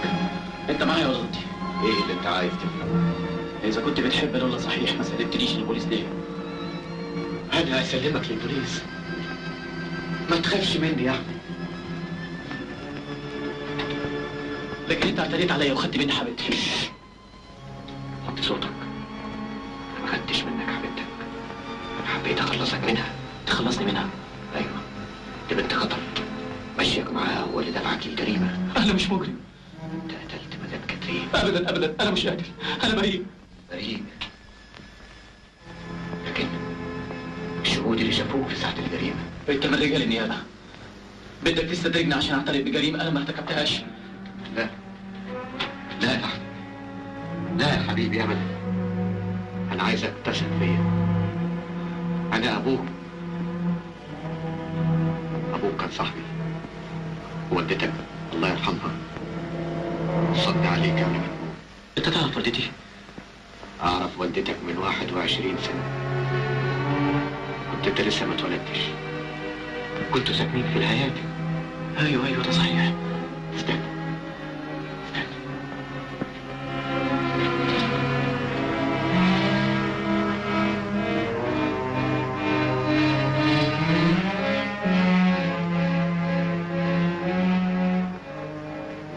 يلا بينا.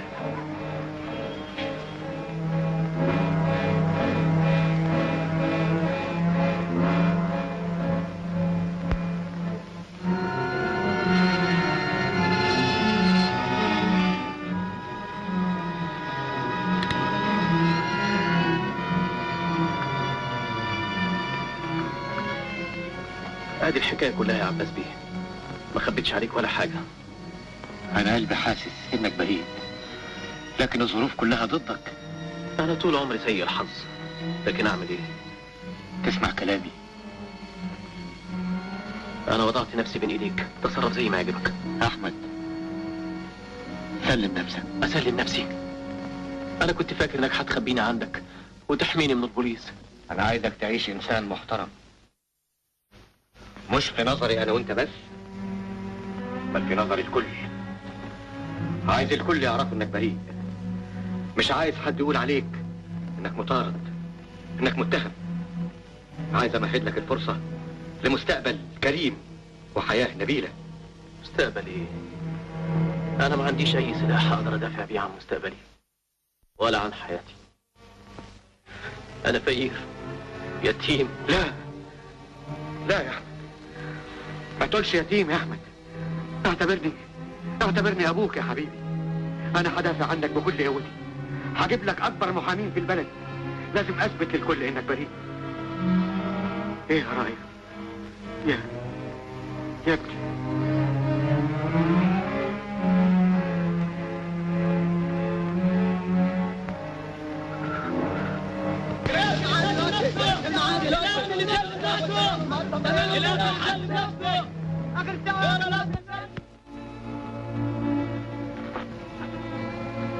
ما خبيش عليك يا عباس بيه ان مركزنا في القضية دي ضعيف، لكن انا هعمل كل جهد.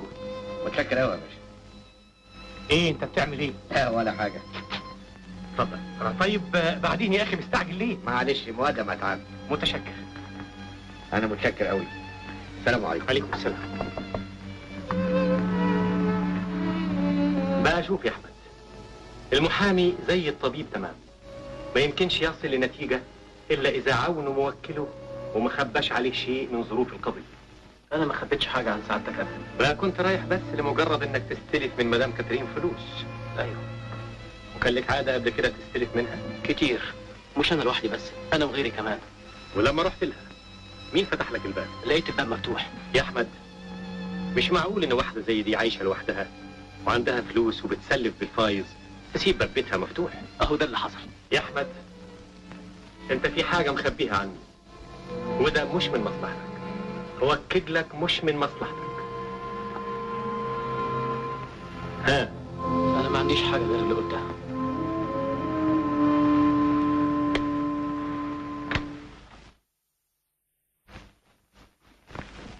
محكمة.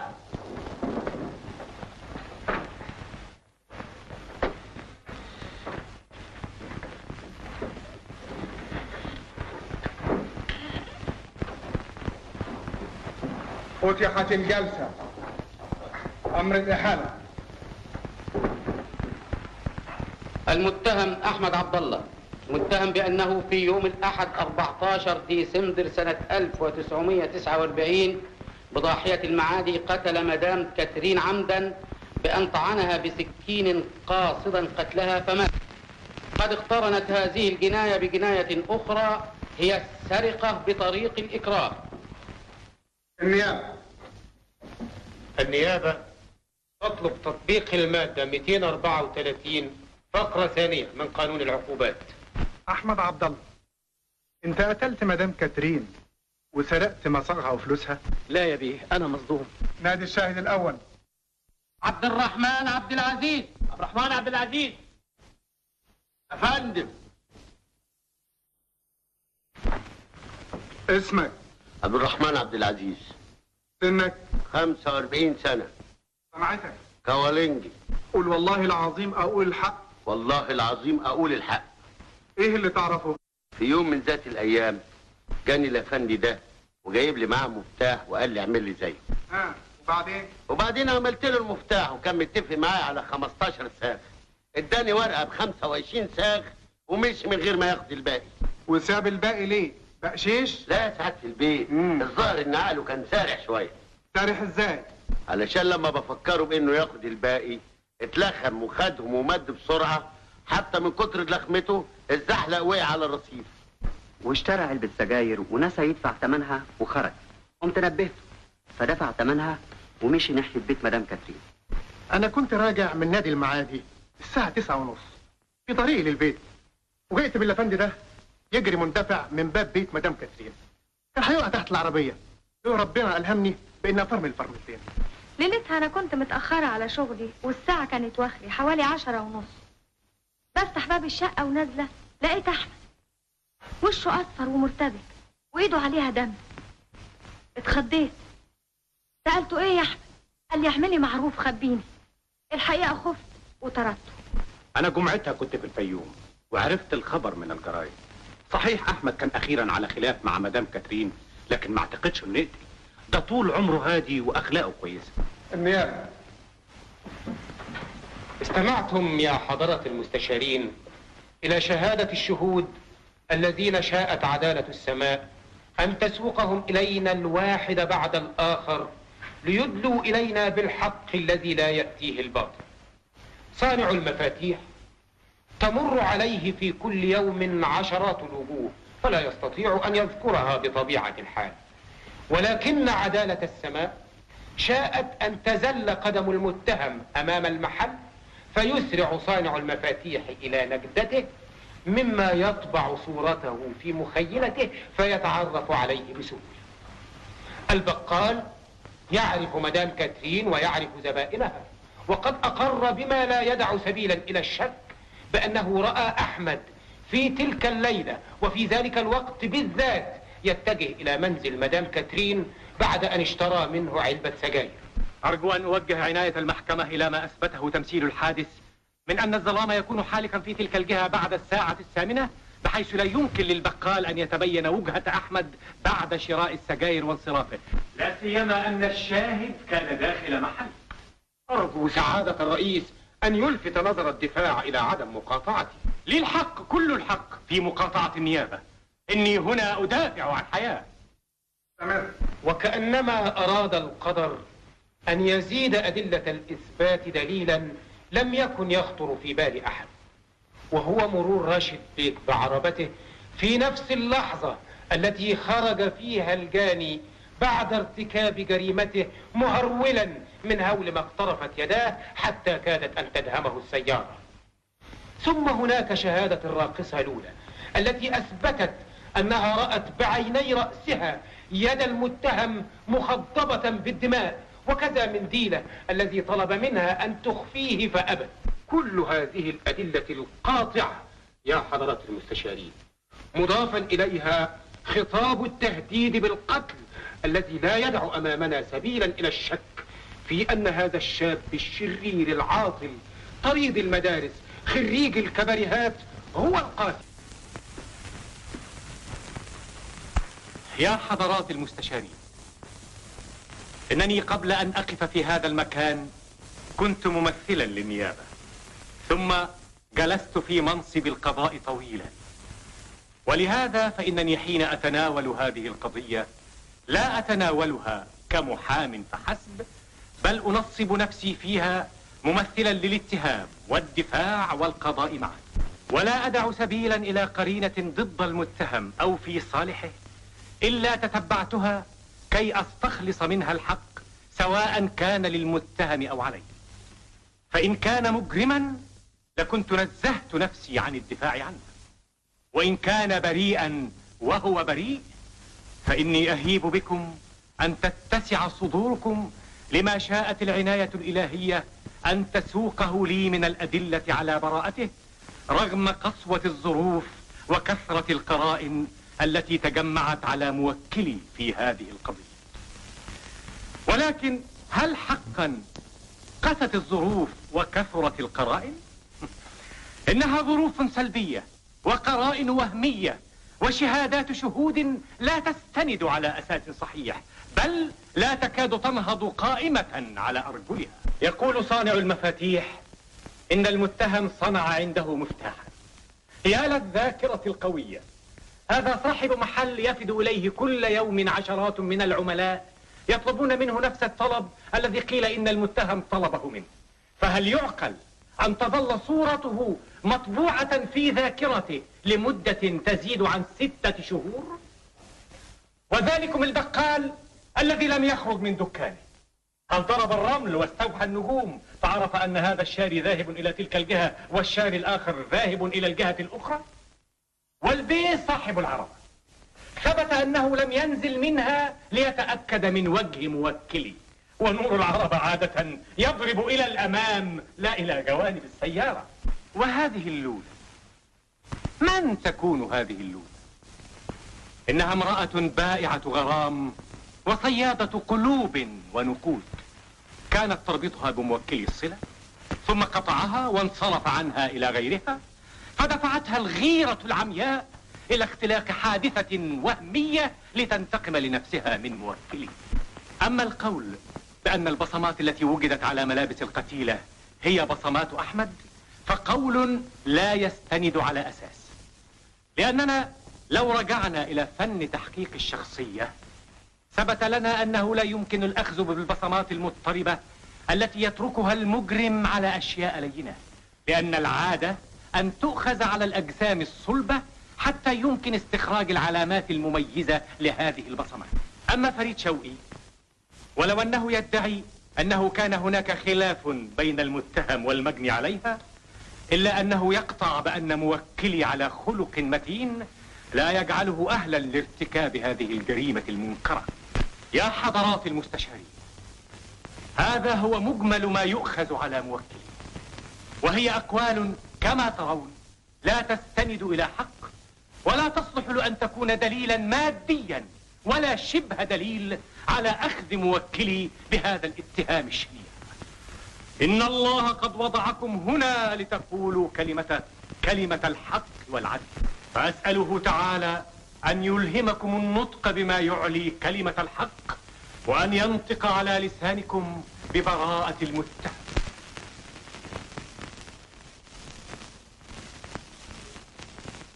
الحكم بعد المداولة. رفعت الجلسة.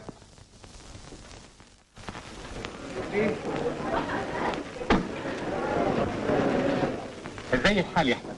انا اشكرك يا سعاده الباشا، انت اجهدت نفسك في الدفاع عني، لكن يا ترى ربنا موجود يا ابني، ما تيأسش. انا مش قادره اصدق بقى الولد اللطيف ده يقدر يقتل حد. ده قتلني بعينيه. محكمة.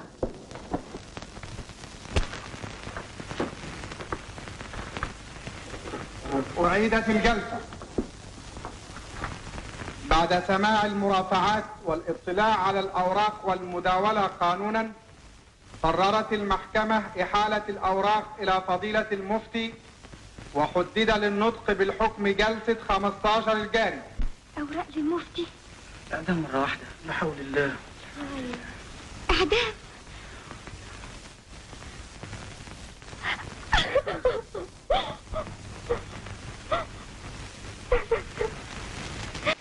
عباس بيه مهتم جدا بموضوعك.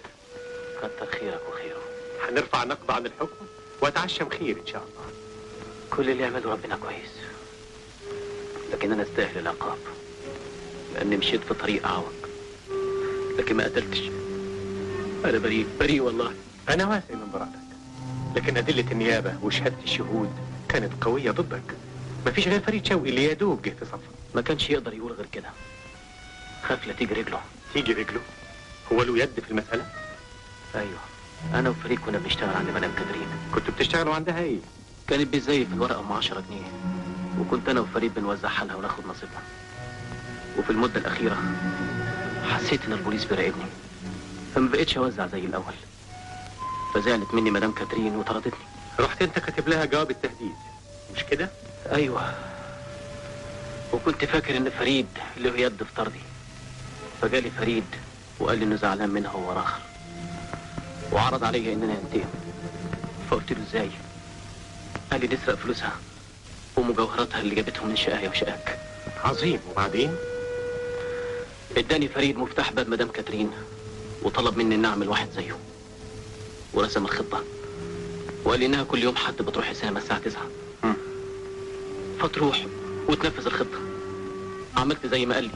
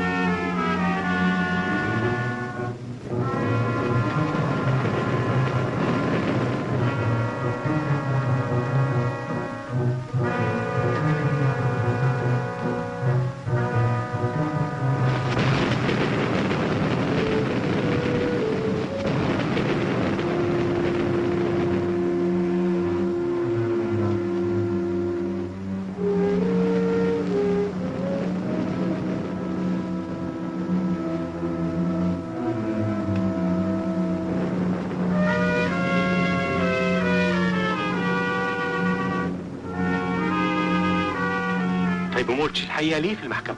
ما قدرتش. يعني عايزني اقول لهم ايه؟ رايح اسرق افضح روحي؟ انت عبيط للدرجه دي؟ تعبتنا وتعبت نفسك. بس المساله بقت سهله قوي. فكرش بقى وشد حيلك ونام مطمئن.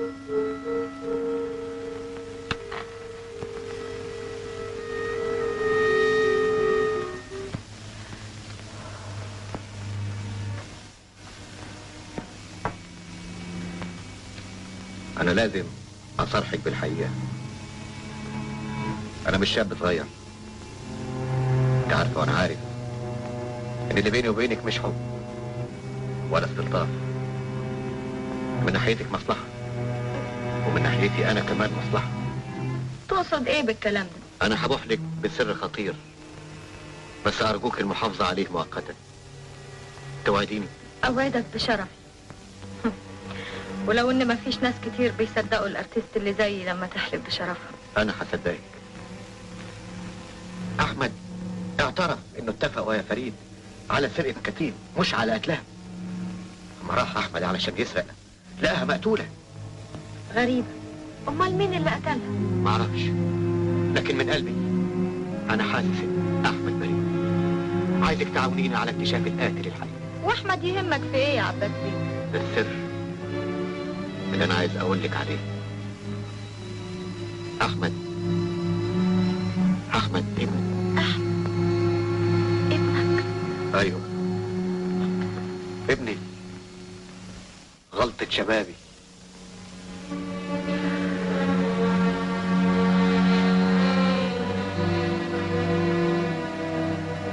احمد ما ضركيش يا لولا.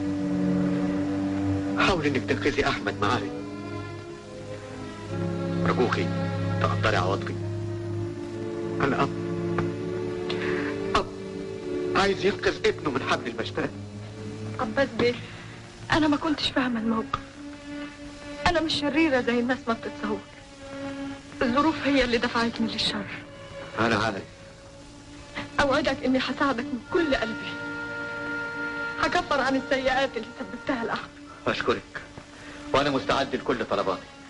انا مش منتظره مكافاه. مكافأتي ان احمد يطلع وربنا يهنيه بابتسامه لانها بتحبه.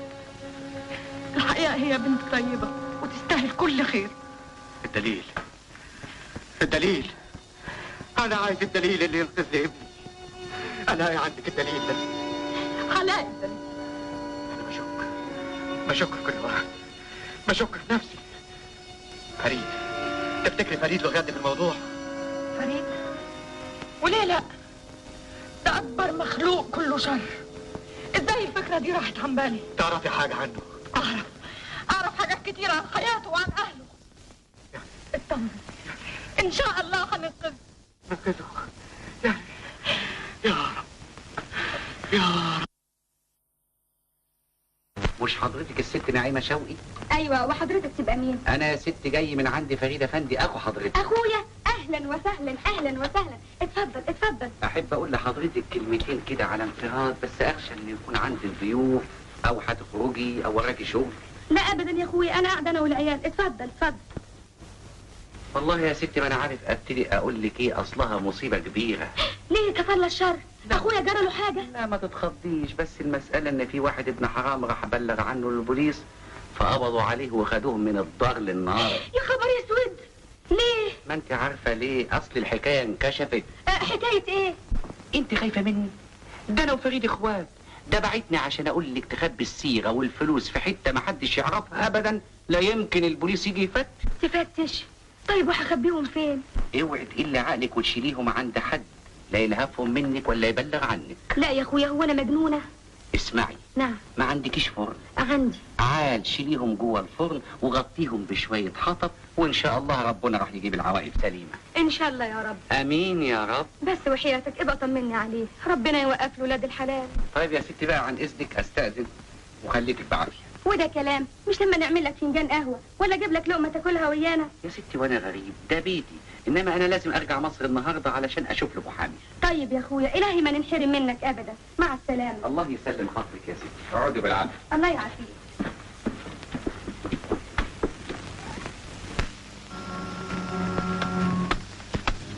انت ايه بالظبط كانت علاقتك بمدام كاترين؟ كنت وكيل اعمالها. يعني ملم بكل شيء عنها وعن داخلياتها؟ تقريبا. طيب القي نظرة على محتويات العلبة دي وقول لنا، هي دي مصوغات القتيل؟ معرفش. ما تعرفش ازاي يا اخي؟ ده انت وكيل اعمالها وكنت عايش معاها في بيت واحد. ما شفتهاش ابدا في يوم من الايام لابسه حاجه من دول؟ معرفش. احنا تقدم لنا بلاغ بان مصوغات القتيل واموالها موجوده عند اختك في بيتك اللي في الفيوم، ولما البوليس فتش وجد المصوغات دي. فتعلل ازاي وجود الاشياء دي في بيتك؟ مش ممكن. اختك اعترفت بانك سلمتها الاشياء دي وطلبت منها انها تخبيها. اختي كدابه، ما حصلش. هات اختك. اختي ايوه ايوه.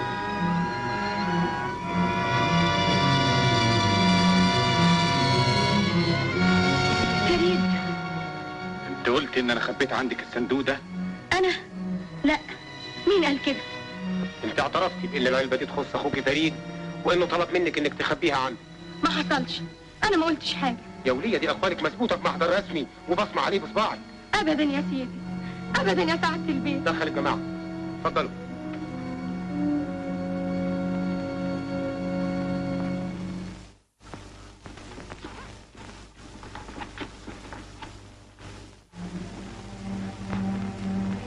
أبو بوستوم يا عسكري.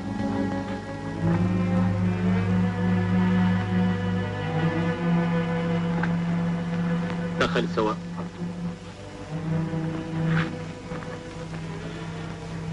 يا طلبة، ثبت من سجل كشك المرور بتاع الفيوم انك حضرت بالتاكسي بتاعك الى مصر في يوم الحد 14 ديسمبر سنة 49 ورجعت في نفس الليلة، وانت اعترفت بكده. ايوه يا سعادة الدين. وقلت ان اللي استأجرك في الرحلة دي واحد يا فندم. مظبوط يا سعادة الدين. قمت من الفيوم الساعة كام؟ الساعة 6:30 مساء. ووصلت مصر امتى؟ الساعة 7:30 مساء. يا سلام، ده انت كنت بتسوق بسرعة جامدة قوي. ما هي الأجرة كانت جامدة قوي يا سعادة البيه، 25 جنيه. وقعدت في مصر قد ايه؟ الافندي سابني في محطة مصر وقال لي راجع لك تاني. يا دوب كلت لقمة ومونت العربية زيت وبنزين، وبعد يجي ساعة ونص كده طب عليا وقال لي يلا نرجع تاني. طيب لو شفت الافندي ده تقدر تعرفه؟ اعرفه قوي ليه وانا كروديا؟ طيب بص كده شوفه موجود هناك.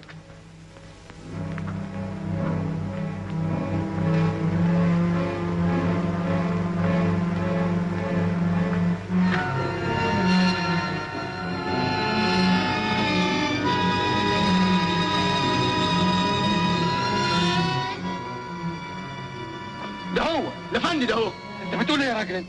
هو ده يا طلبة؟ هو بجسمه وشحمه ولحمه نعرفه من وسط قلب. ده مجنون، انا عمري ما شفته قبل كده. ايه وال 25 جنيه والعجله اللي فرقعت وساعتين التركيب الاستيب. اعترف احسن لك يا فريد. ده كذب يا بيه. اكتب. بناء على ما تجمع لدينا من الادله امرنا بالقاء القبض على فريد شوقي وكذا شقيقته المدعوة نعيمة شوقي وتقديمهما إلى حضرة قاضي الإحالة. نادي الشاهد الأول. سيكا ميكا. سيكا ميكا. أفندم. اسمك؟ الأستاذ سيكا ميكا. عمرك؟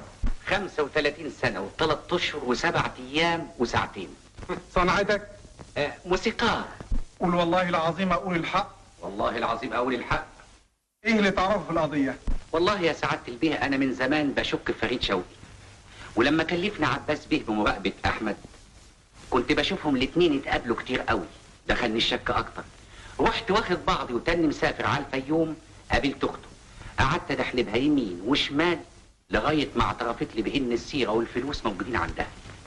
وبتفتيش المنزل المذكور عثرنا على المصوغات والأموال. أنا جبته من الفيوم لمصر ورجعته في نفس الليلة. حكمت المحكمة حضوريا أولا براءة أحمد عبد الله من تهمة القتل المنسوبة إليه وإطلاق سراحه فورا وإضافة المصاريف على جانب الحكومة. ثانيا براءة نعيمة شوقي من تهمة التستر وإخفاء أشياء مسروقة. ثالثا إحالة الأوراق إلى فضيلة المفتي بالنسبة لفريد شوقي والنطق بالحكم بعد أسبوعين.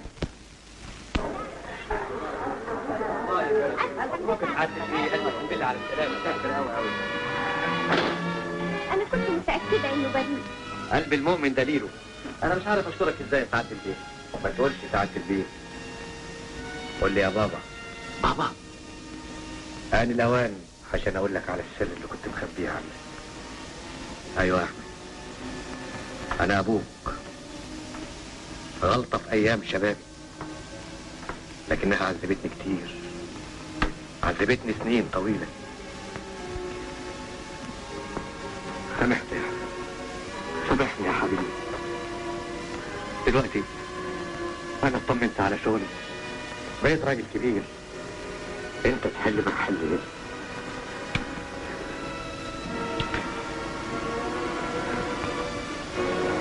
ما انت مرفوضة من الشركة ابتداء من النهاردة. أنا؟ ايوه انت. أنا عملت حاجة؟ انت مكانك مش هنا. انت مكانك في بيت جوزك احمد حبيبي.